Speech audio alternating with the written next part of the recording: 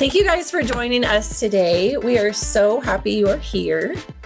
Let me present on this. Okay, so this presentation is brought to you, or this session is brought to you by Community Services. We are located at Dillard Special Achievement Center here in Allen, and we provide a variety of supports, and one of them is Raising Eagles. And we hope that it provides an opportunity for you to connect, engage, and grow all of us together as a community of learners to support our children.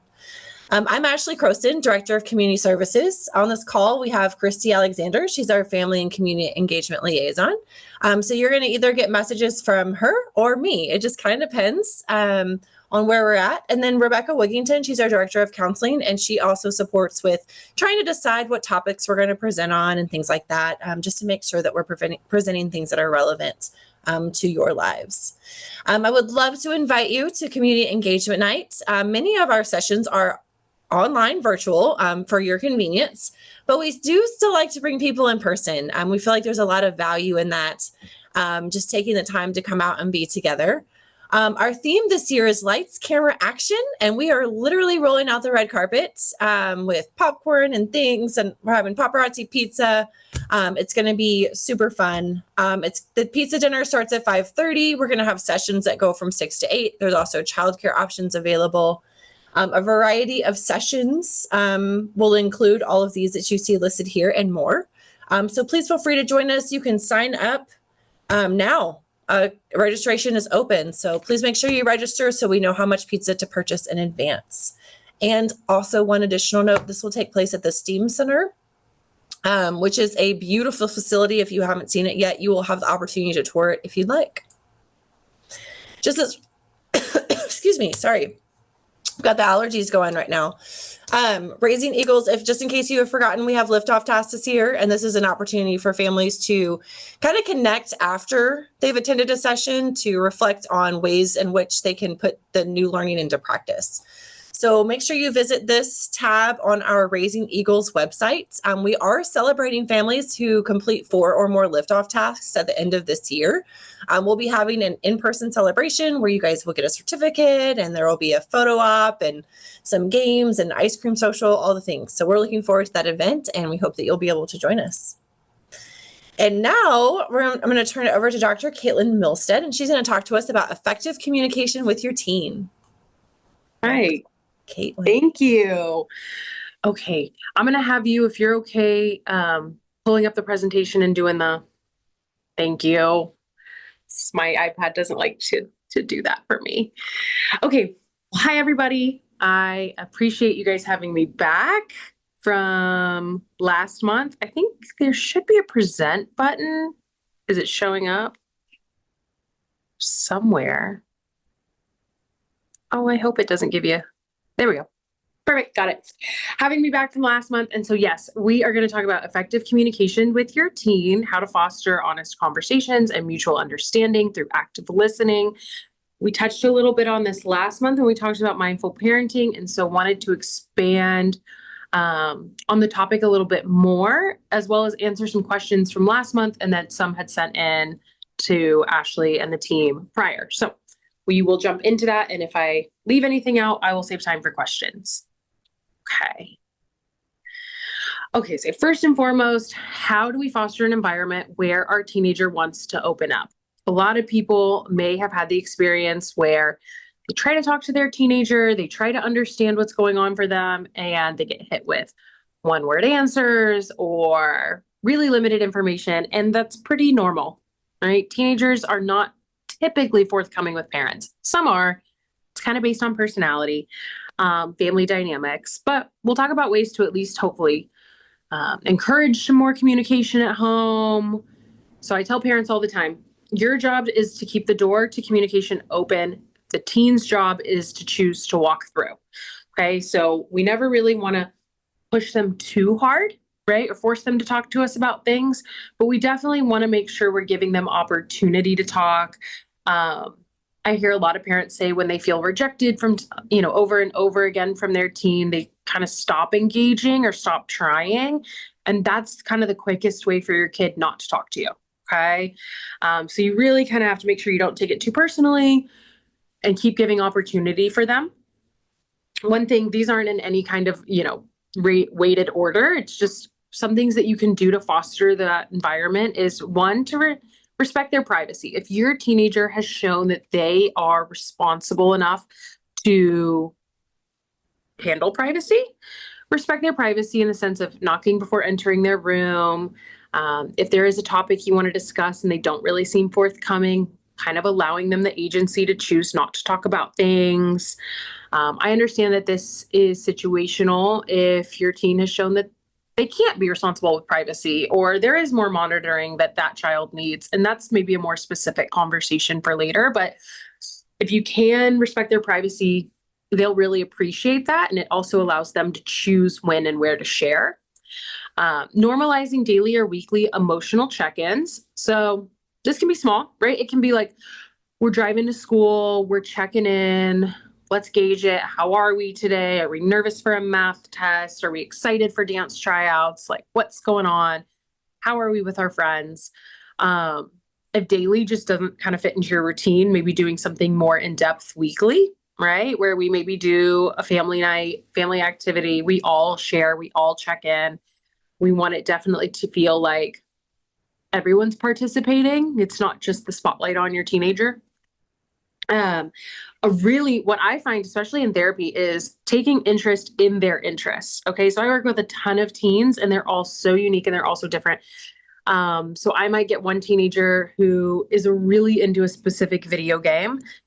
So I will try and take time to play that video game, and I'm terrible at it. And I don't like video games, but when you take interest in what your teenager is interested in, it will give you an automatic point of connection. Okay. So let's say you were an athlete growing up and your kiddo is interested in theater and you're like, I know nothing about musical theater. This might be a good opportunity to watch musical theater with them, go to musicals together, learn about different, play writers. Again, I don't know much about theater, but taking interest in what they care about so that they know you care. And that's an easy thing for y'all to talk about, right? Admitting your own mistakes. And so this doesn't even have to be about admitting your mistakes with your child. Like, oh, I handled that conversation poorly, or, I dropped the ball on soccer practice schedule, whatever. It can be those things. This can even be just kind of passive comments of, I didn't handle that interaction at Target super well. The point of it is for your child to learn that admitting and talking about mistakes and growing from them is not a big, scary conversation, right? Is that we are all human and we all make mistakes. And when we want our children to open up and get vulnerable about where they feel like they've made mistakes, it helps for them to know everyone makes mistakes, including parents. And this is a normal conversation that we have, right? Appropriately sharing your emotions and your coping skills. I say appropriately because if you're arguing with your spouse, your kids don't need to know that, right?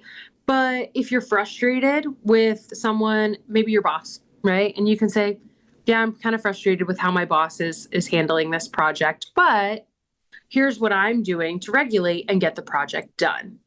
Right? It shows mom and dad have emotions too. They're humans. They also have a range of emotion throughout their day, but they're teaching me how they handle it. And if you were in attendance to the mindfulness presentation, one big thing we talked about is you are the first point of emotional learning that your child has. They are going to learn what you do, repeat what you do. How you handle things is usually how they'll handle things. So really kind of getting a jump start on teaching them, these are the coping skills I use. This is how I regulate. They'll follow suit. I asked this question last month as well. Do you know your teen or do you just know what they do? The question comes from a lot of times teenagers don't give us a lot of traction conversationally. So we kind of default to, do you have homework? What are you doing this weekend? What did you do in school today? Right? And it's not that those are bad questions, but a lot of times it can turn into, what are you doing? But maybe not who you are as an emotional human being. right? And so really kind of checking yourself if you feel like our conversations really do default to task driven things, and try to get more into the emotional process if possible. Um, and then routinize family time that promotes connection. And I'm just put phone free because we talked a lot about that last month. Making sure that you have family time consistently, right? So that your teenager has a point of connection with you on a regular basis. They might not always use it to talk in depth or to talk emotionally, but they're using it as time to continue to build rapport one-on-one with you or as a family. And so making sure that you have that routine time, however that fits into your family unit, is really important. Okay. So different strategies to help your teen with their feelings and encourage autonomy. I feel like a lot of times we want to, when our kiddo does share and open up, we either want to fix it, we want to help calm them down quickly if they're really upset. But a lot of times, if you've tried these things, you might realize they kind of fall to the wayside. So some things that might help at home, help you understand how to conversate with your child around their emotions, is let them make choices, right? So letting them make choices might mean, oh, I really want to do AP bio, but it conflicts with theater and I'm really stressed because of grades and college applications. What do I do? And really allowing them to make the choice that they feel is best. It also encourages and teaches them that if I make a choice for someone in therapy, right, which I wouldn't do, but let's say I do, I don't have to live with the consequences or the aftermath of that choice. They do. And so it's really important for kids to learn I make choices and I understand what follows those choices. And I feel confident in that, right? Showing empathy and remaining non judgmental. Sometimes our teenagers might talk emotionally about things that we would say, oh, that's not that big of a deal. Or, in 2 years from now, this won't be important. And our intention in doing so, right, is trying to de-escalate maybe some big emotions that they're having. But in that moment, they're just feeling like, well, my parents don't think this is important, but it feels really important to me, right? So we want to just show empathy, non-judgmental to what they're going through. Listen more than you talk, okay? One way, and so you'll see some of the books that I'll recommend at the end. And one thing one of these books really talked about that I liked was just giving kind of one-word responses, but more kind of encouraging noises. So, okay, and just kind of really allowing them to know I'm listening, but I'm just going to keep letting you process. Okay. Validating their feelings. Validating does not have to always mean agreeing with, right? So maybe your child is frustrated with a girl on color guard because she didn't choose, I don't know, she didn't choose her as her co-partner for a group choreography, right? And you're like, I feel so left out. She feels left out. She feels frustrated. She feels angry. And we might want to say, oh, don't need to be angry. She can only pick one. It's not a personal attack. But in that moment, that's just saying your emotions don't, we can kind of squash them, right? We don't need to feel these things. We can move on. So we really want to validate it's okay that you're angry. Anger has a place here. We might not be angry forever, but we're angry right now. Showing respect for their struggle is another really good way of validating their feelings as well. Again, things that they experience right now as teenagers may not be earth-shattering or world-ending, especially when they'll get into adulthood and they will surpass these challenges. But right now, it is probably the most important thing going on for them, and we want them to know we recognize that, right? Help them expand their emotional vocabulary. So sometimes teenagers may not always have the terms and the words to express verbally what they're going through, and maybe you can help them with that and say, okay, well, it sounds like you're really feeling cast aside by your friends, right? You're feeling really disposable right now. And so it helps them try to put words to what's going on for them. Also helps them learn to talk about it. Don't ask too many questions, and then don't rush to answer questions or provide solution. Okay. When I have a teenager in here that maybe is feeling a lot of emotional reactivity, I call it sometimes a no solution day, right? And I'll even address that in session. Today's a no solution session, because right now they want to vent. They want to feel it. They don't want me to jump to rescue them or to save them, because right now they just want to sit in their emotion. And it's really hard as adults to not want to save them from that emotion. But it's really important for their understanding to learn how to feel it first and then fix it. Okay. So if you've got a kiddo that you can tell is just really struggling, and you know some practical ways to guide them, but the timing would just frustrate them, call it a no solution day and say, hey, when you feel like you've regulated, we will go into solution together. Okay. I always like to prompt them. We are going to talk solution, but maybe we're not going to do it right now. So you tell me when you're ready to hear it. Okay. Another way to show them that you're actively listening is paraphrase what you hear, right? You don't need to just completely regurgitate exactly what they said, but just show them that you're listening. Encourage them to use sources outside of the home. So let's say they aren't sure if they want to do theater or they want to do AP bio, and they conflict with their schedule, and they're looking to you. What do I do? What do I do? Encourage them. Go talk to your school counselor. Ask them what they think based on your concerns and your goals is the best course of action for you. It teaches them to be resourceful. It teaches them to use safe adults in their life to help them solve issues. And so it's really good for their autonomy. Don't take away hope. This is hard. Sometimes your teenager might say, this is what I'm going to do. And in your head, you're thinking, that's a bad idea. Not an unsafe idea, not a earth-shattering idea, just probably not how you'd handle it. But they're hopeful. They're hopeful this solution will work. Sometimes it's okay to say, you know what? Maybe you will be able to fit AP bio and theater into your schedule. Sure, go find out, versus that won't work. They've already told you it won't work. Let them learn, let them figure it out. You're there to be supportive. And then encourage honesty and be selective with punishment. I put this in there because a lot of times teenagers are, they want to protect themselves, right? And you are parents, you're disciplinarians. It's important that you guys coach them and guide them.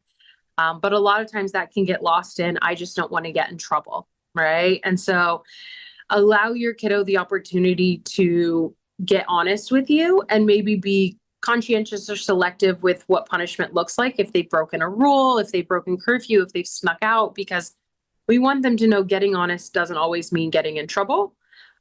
They're more likely to be honest following. And so I will later in this presentation talk about alternatives to punishment. If you feel, hey, they got honest about this and I don't really want to ground them, but I don't feel like I can just not do anything. So we'll talk about that. Okay.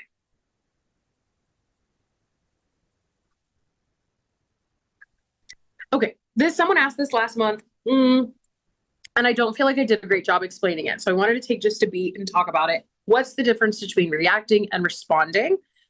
I always say when you're working with a teenager who's getting open with you, who's talking about their feelings, we really want to make sure we are responding, not reacting. Okay. The example I used and I'll continue to use is if your kiddo comes to you and says they've self-harmed. Right? It's a heavy topic, but it's a common topic, and it's important to discuss. Reacting would be an impulsive reaction to that statement, right? Which is maybe activated more by your fight or flight and your amygdala, and maybe not well thought out. Reacting to what your kiddo tells you is one of the fastest way to squash them talking to you in the future, okay? So they say, hey, mom, hey, dad, I'm really struggling in this way, or I've considered doing this. What do I do? And we think, oh my gosh, how could you do this? This is so unsafe. Why would you want to do this? And we start flooding them with our own emotion. They won't talk about it anymore. Okay. They're going to shut down. They're going to say this became about mom and dad's emotion and no longer about mine. Okay. But we're human and this is normal. Okay. We all do this sometimes. So we really want to ensure when we're sitting down with our teenagers and talking about some difficult things, that we're taking the time to be responsive. We're taking our time to to weed out our own emotions. Doesn't mean you can't have emotion. It's just we're being cognizant that they're not taking over the conversation. That we're really looking at the long-term goal of the conversation and not just how we feel in the moment. Okay. And so when you notice you are going to be reactive, we'll talk about what you can do to take a minute to yourself. And so we'll get into that, but that's what I would recommend. You feel like you're going to react to something, take a minute to yourself and return to the conversation. Okay, we can go. So what I would use is something that we call negotiated timeouts. Now, I recommend this for couples. I recommend this for families. It's super important. There's a hierarchy in every family, parent, child. It can be really difficult for children to feel comfortable walking away from a hard conversation with parents. And sometimes it's not really encouraged. Sometimes it's not appropriate. But one thing to really foster effective communication across the board in your family is when things are no longer effective in the conversation, are we able to take a break and reflect and come back? And so a negotiated timeout is basically a structure in which you determine with your child or your partner or the whole family of when someone calls timeout, we have an agreed amount of time that we take a break from it, right? So let's say it's 30 minutes.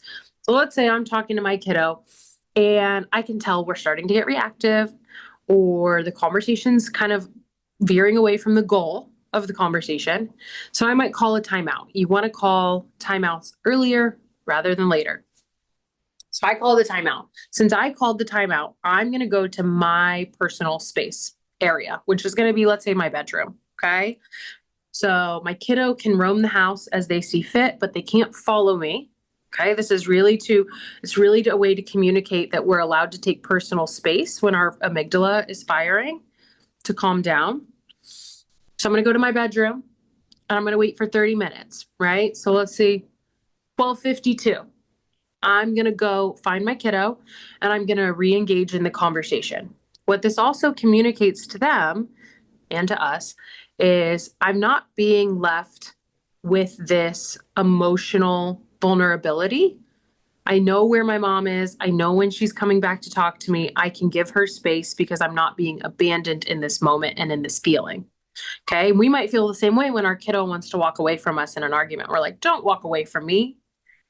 But what we're really wanting to promote is when you do feel so flooded with emotion that we can't talk, we can walk away. We just do it with structure. Okay. We also know the conversation will continue in half an hour and we'll try again. When you are taking this time to reflect, I want you to not sit there and scroll Instagram or, think of the next point you want to make in the conversation, but more so reflect on what is my emotional need that I'm trying to gain out of this conversation, right? What's the goal of the conversation and are we on track? And hopefully all parties will do the same so that we can return back in half an hour and continue. Okay.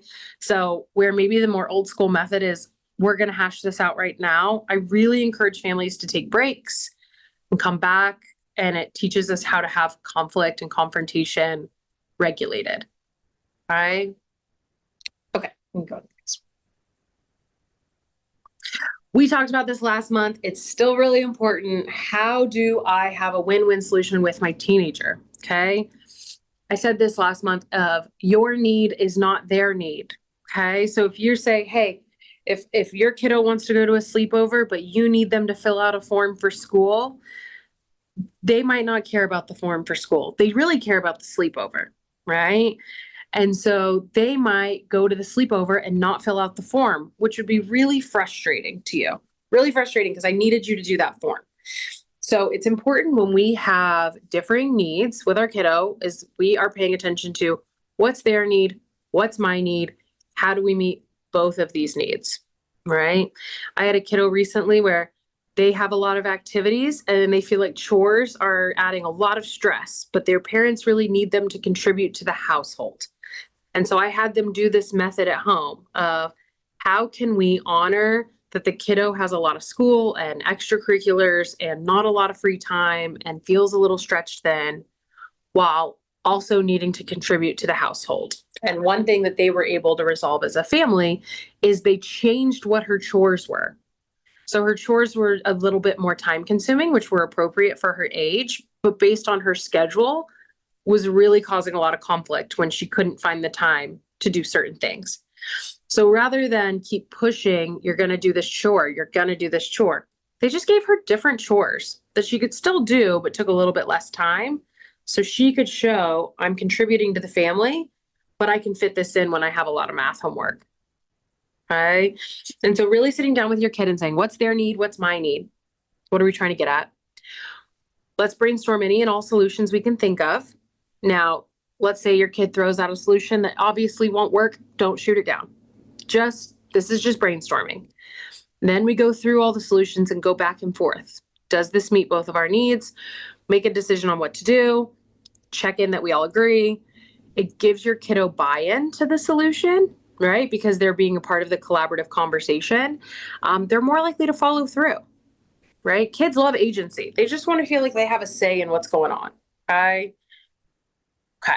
Go to the next one.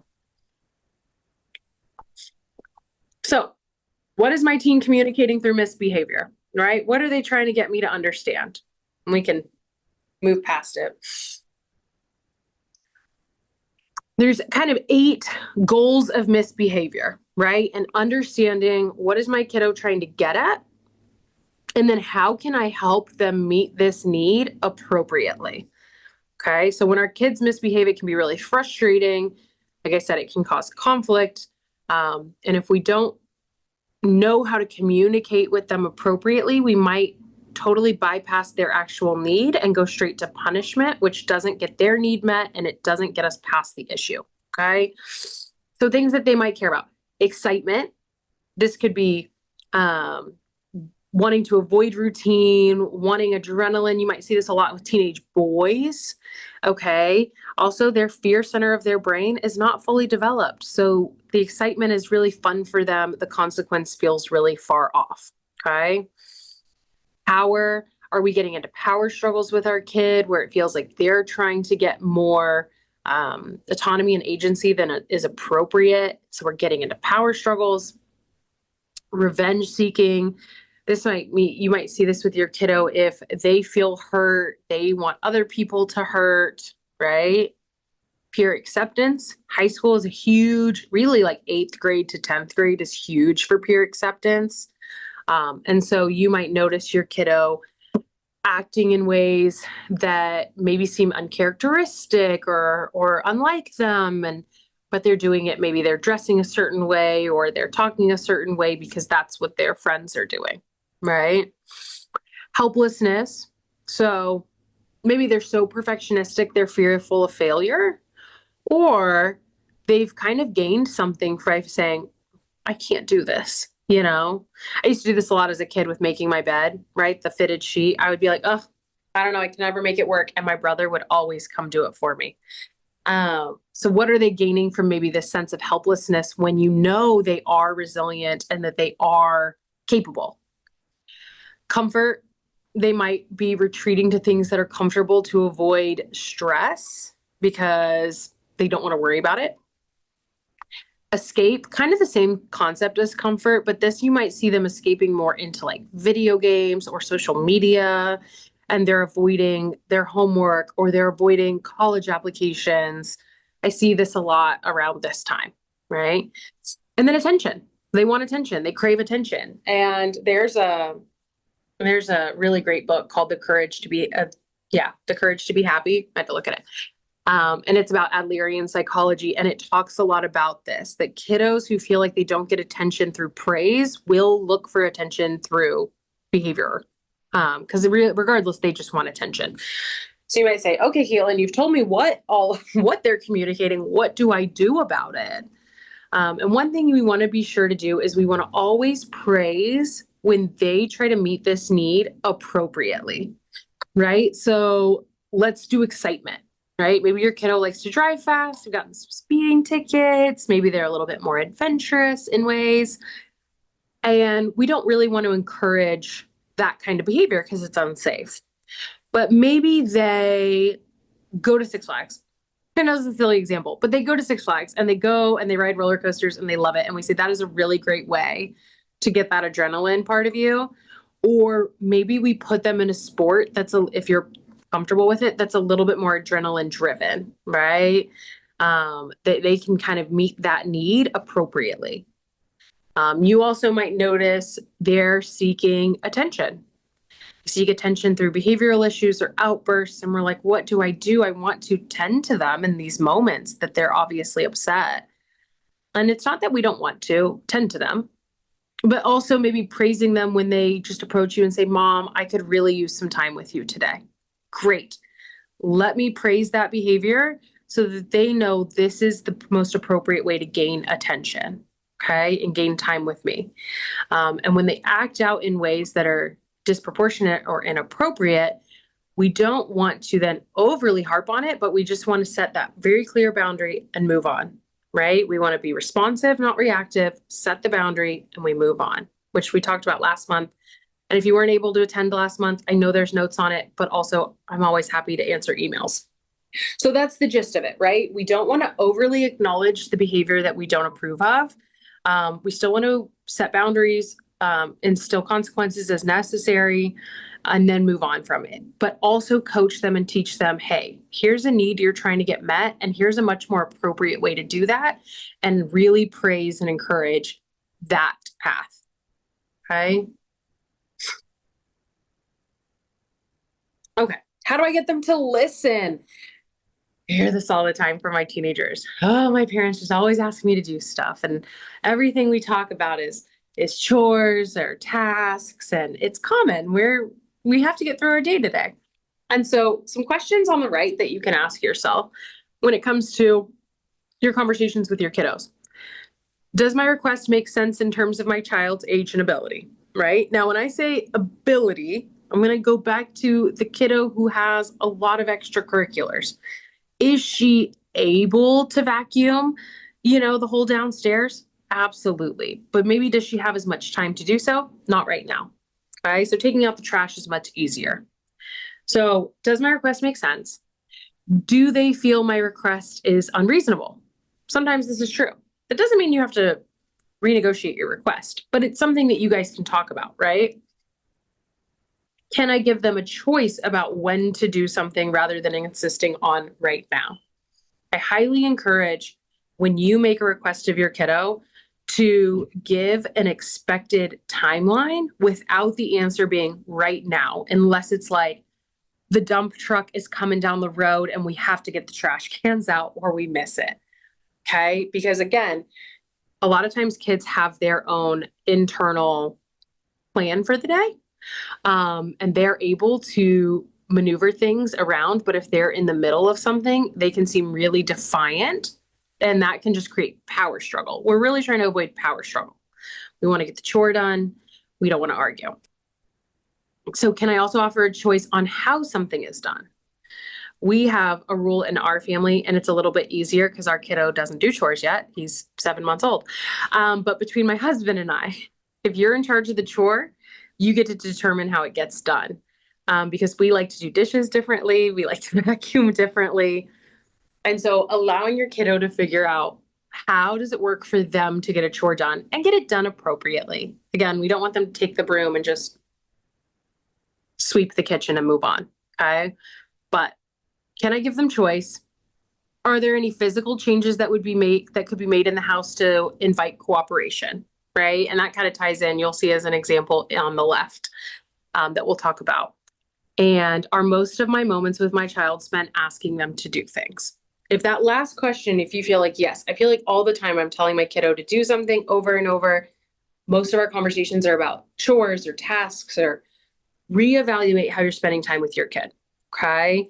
Because again, if our conversations default to tasks and to-do lists and schedules, we're losing the emotional piece of it. Okay. Kiddos will lean in more task driven if the emotional relationship is a little bit solid. I do tell parents, rather than repeat yourself multiple times, because I hear that complaint a lot, make sure they heard you the first time. Okay. So if your kiddo's playing video games and you're like, hey, Billy, I need you to take the trash out. And they're like, stop, Billy. Take the headset off. What did I just ask you to do? Take the trash out. Fantastic. I should not have to ask them multiple times. It should get done. And if it doesn't get done, there's a consequence and we move on. Okay. Now on the left are some different ways you can try to engage them in cooperation that are not just, can you take the trash out? One, I say, try to limit how often you ask your kids to do something. Asking them makes them feel like they can say no. And the answer is, yes, I can do this, right? Unless there's a really valid reason they cannot. So just tell them, right? So the example that I put is if your kiddo keeps putting their wet towel somewhere where it shouldn't be, rather than a hook. So one thing you can do is just describe what you see. There's a wet towel on the bed. They're probably old enough and wise enough to be able to infer they should pick their towel up, okay? You could also just give information of what's going on. Hey, that towel's getting the blanket wet. Okay, I can pick up that I need to go pick the towel up. Another thing that I like a lot is just saying the word, because it doesn't sound so demanding. It's just the towel. They just know, oh, I gotta go put the towel up. Or if they leave the back door open when they walk inside, the door, oh, gotta go put the door up. You can talk about your feelings. You can communicate to them. I don't like sleeping on a wet bed because the towel got my bed wet. I don't like sleeping on a wet bed. Or one that I like a lot, and I know my dad used this a lot growing up, it was really helpful, is writing notes. So it kind of puts a little buffer around all the to-dos. Is, you can put a little note above the towel rack. Please put me back so I can try. It's kind of cutesy. It's kind of cheeky. It's less demanding. My dad would do it in the form of lists. If he had chores for me over the weekend, he would just write it all down. He didn't even talk to me about it. He'd put it on my desk, and I just knew that's my list. We didn't even talk about it. Okay. And so the example of, are there any physical changes that could be made in the house in regards to the towel? It could be, oh, maybe there's not a hook in their bathroom. Maybe they need a different kind of hook, right? Could we get you a different hook that you just instinctually gravitate towards? Something, And so these are just different ways to try and communicate to them without it always being like, can you do this? Can you do that? Can you do that? Teens will say a lot, and it's psychological. The you, we know this, right? I statements, it's cliche. The you feels more like a command than cooperation. And sometimes teenagers are defiant against that command a little bit, or they push back. So all of these statements allow you a way to not use you or to ask for something to get done. You're just pointing it out and allowing them to take notice of it and to choose to do something about it. Okay. Is it perfect? Is it seamless? Probably not, but we try it. We try to make it work. Alternatives to punishment. We talked about this a little bit in the beginning. Things we can do when we don't want to punish them, but we still want them to kind of gain some lesson, right? If you were in last month's about mindfulness, we talked briefly about kids sometimes don't want lectures, right? They might scale back on communication with parents because they feel like it's going to turn into a lesson. They don't want the lesson. So it's important for us to navigate that with discretion. But different things you can do instead of punishing them, you can just express your feelings without attacking their character, right? So let's say they broke curfew. It worries me when you break curfew and I don't know if you're okay. Okay. Just so letting them know this isn't just because I want to be a stick in the mud and I want you home by 11. I'm actually concerned when you're not here. And sometimes concern can come out as anger. But what's different about communicating it this way versus you're so irresponsible, you're never on time. If I tell my kid, you're so irresponsible, you're never on time, I've just attacked their character and they will internalize that every time. If I just say, it really worries me that you're not here on time, that feels more collaborative. State your expectations. I expect you to be home by curfew moving forward, and let them know this is the expectation. Maybe there will be punishment if that one's not met, right? Show your teen how to make amends. So maybe this shows them, hey, we need to make an apology because I was really worried and I need you to kind of own up to that. Or moving forward, what we're going to do differently is when you're going to be late for any reason, you have to reach out and let me know. Okay. You can't just be late and not communicate. Offer a choice. right? So maybe you say you're still allowed to go out with friends this weekend, but you either need to be home on time or I'm just going to the next one. Sorry, out of habit. Offer choice. You can go out with your friends and be home on time, or you can give up the privilege. So letting them know it's your decision. You're allowed to go hang out with your friends, but if you can't be home on time, you're not going to be. Okay. And then take action. So this is allowing them to still go out, but maybe a parent drives them. They don't have access to their car for the weekend. Okay. And then lastly, problem solve. Focus on the win-win problem solve that we went over earlier and say, hey, my emotional need is that you're home on time because it's scary when you're out. Nothing good happens after midnight, whatever. And their emotional need is, I really wanted to go to Billy's house because he was having all the guys over and it was really, so-and-so's birthday and no one else was having to leave early. And that social peer acceptance is a huge emotional need for me. So how can we brainstorm? Well, you know what? Your room was clean, your grades are good, you have no missing assignments. You can spend 30 extra minutes out, but you have to communicate or we have to agree on it ahead of time. Okay. And so then, oh, I see your question and I will answer that. That's a great one. And then hopefully we're able again to collaborate and get all of our needs met, which is ultimately the goal. Okay.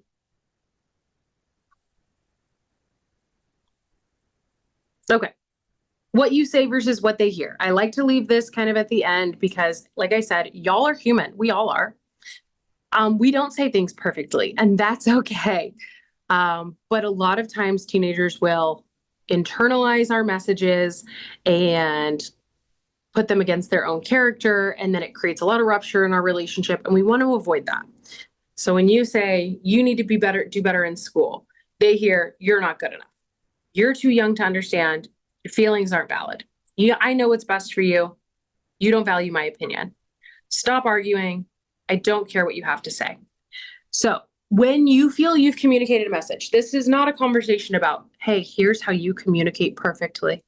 Because let me tell you, I do this for a living, spent 12 years in school, and I still say the wrong thing. Okay. So I don't expect you to say the right thing. What I want you to do is when you have a conversation with your kid and you feel like maybe you've said something and it shut them down, I want you to ask them to repeat back what they just heard. Okay. Not the verbiage, but what message did they just interpret? And if they filtered it through a lens that is maybe more self-critical, then I want you to repair that and say, here's what message I'm really trying to get across to you. Okay. And then we're going to do that until you feel like we are on the same page. I encourage couples to do this as well. We all develop our own kind of protective defenses. But those messages are really important in these formative years to make sure that they know I'm not attacking your character and I'm not making a definitive statement about who you are when I'm trying to communicate to you. And if we can repair that, they're really resilient and they can walk that back. But if we don't clear this up in the moment, they're more likely to shut down. So it's not about saying the perfect thing. It's just making sure we're on the same page when we walk through a conversation. Okay. And help clear that up. Those are some books that I like. Some are from last month, some are new. They're great. A lot of the things that I pulled for this presentation were from How to Talk So Kids Will Listen and How to Listen So Kids Will Talk. It is an older book. It's a little dated, but it's still really great. Concepts are good. The Whole Brain Child talks a lot about neuroscience around children. So does Brainstorm. And then if you feel like you are getting into constant power struggles with your kids, Ending the Parent-Teen Control Battle is a great one. Okay. And then my information is on that last slide. Yeah, if we want to have it up while we answer questions.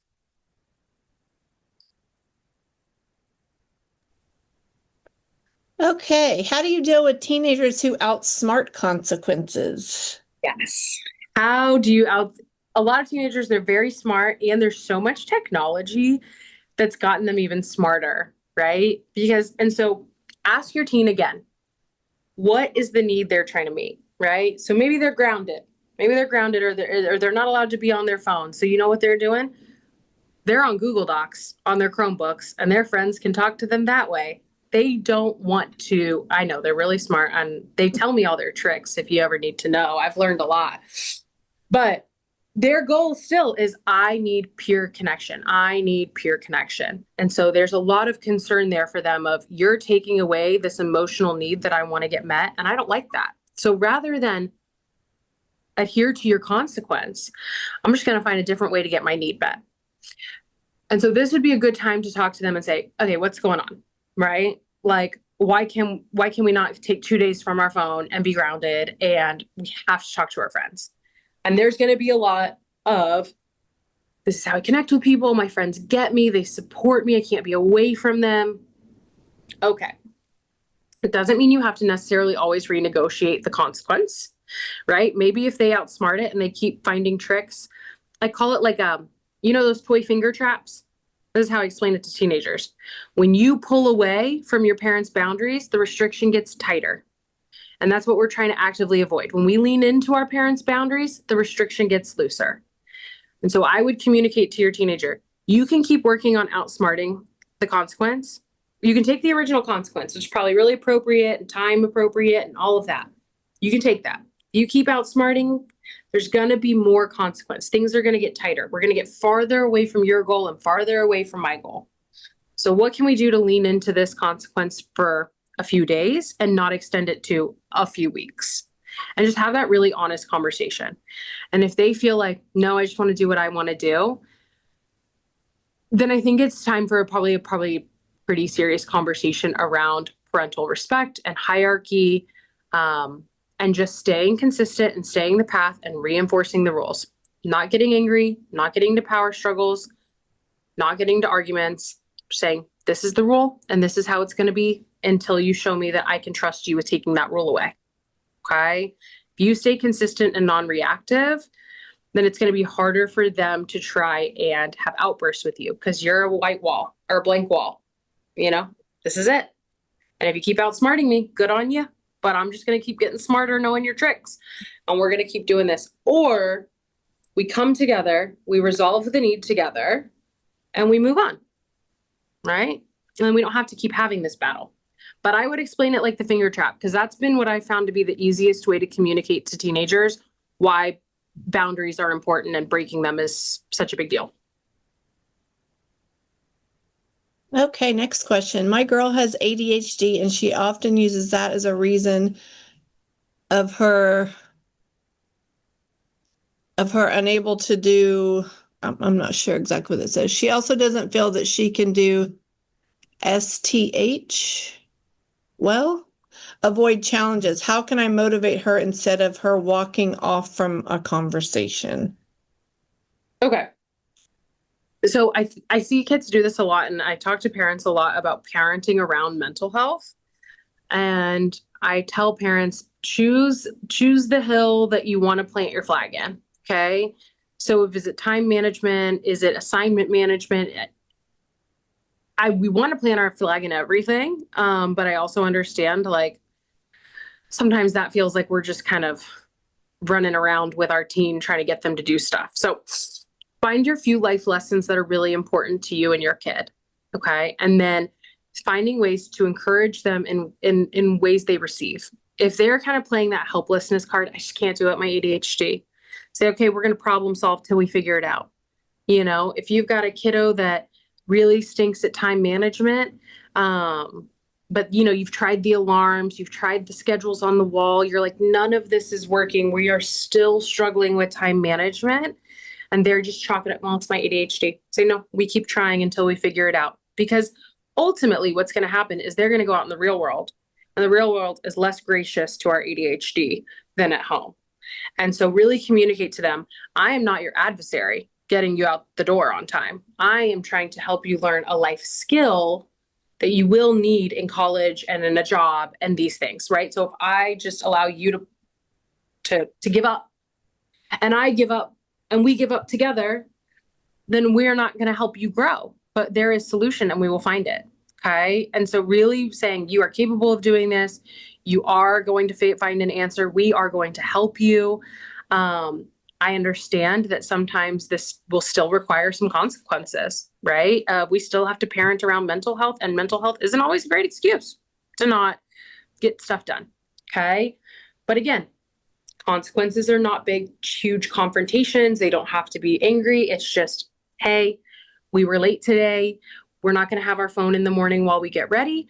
You're going to focus on getting ready on time, and then we're going to get out the door. And once you show me you can do that seamlessly, maybe we rediscuss having your phone in the morning. Okay. But can't just be the ADHD.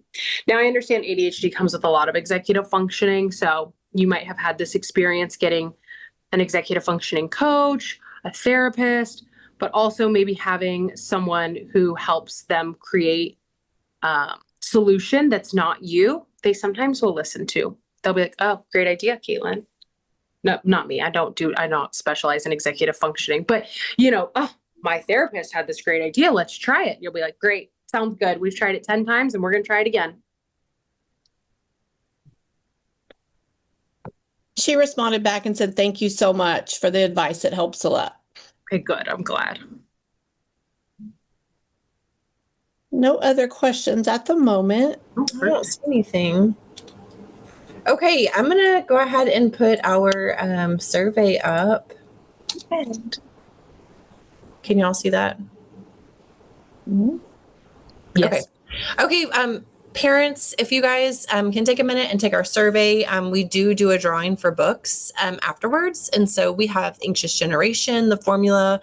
We just added Raising Good Humans and Mindful Parenting to our list of books that we are drawing from. So if you will complete that, we use your feedback to help us determine next sessions and how we want to run with things in the future. So we appreciate you for being here today. Thank you for taking the time. We know that you are busy and don't necessarily have the time. So thank you for making the time. And I hope you have a great rest of your day. Thank you. Just want to leave that up there for a minute. Perfect. Okay, well, thank you. Thank you. This is great. Oh, someone has said, yes, the books are in the presentation. And so I'm sure they'll post the slides. We'll post the slides and we'll share the recording also. So it usually takes a day for the district to share it with us, and then I share it with communications and they edit it and make it YouTube worthy or appropriate or whatever. And then I will share that with you guys. Yep. Perfect. Awesome. If anybody ever needs anything or you have a specific question you didn't want to ask today, email me. I'm happy to answer. I'm happy to guide you to any professional or book or whatever that you may need. Perfect. Okay. All right. Thank you guys.